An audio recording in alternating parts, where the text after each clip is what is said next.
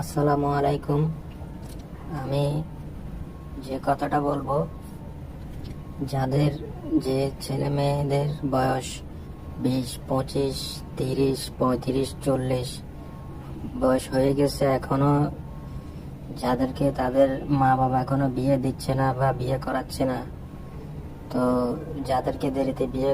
দিচ্ছে এবং যে ছেলে মেয়েগুলো প্রাপ্তবয়স্ক হওয়া সত্ত্বেও মা বাবা দেরিতে বিয়ে দিচ্ছে, এবং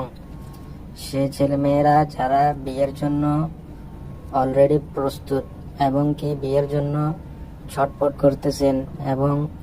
চিন্তা করতেছেন কি রে, আমার তো বয়স হয়ে গেল, এখনো মা বাবা কেন বিয়ে দিচ্ছে না আমাকে। তো আমি সেই ভাই বোনদেরকে বলবো, আপনারা যখনই বিয়ে করবেন, ঠিক আছে, আপনাদের মা বাবা যখন তাদের সময় মতো আপনাদেরকে বিয়ে করাবে,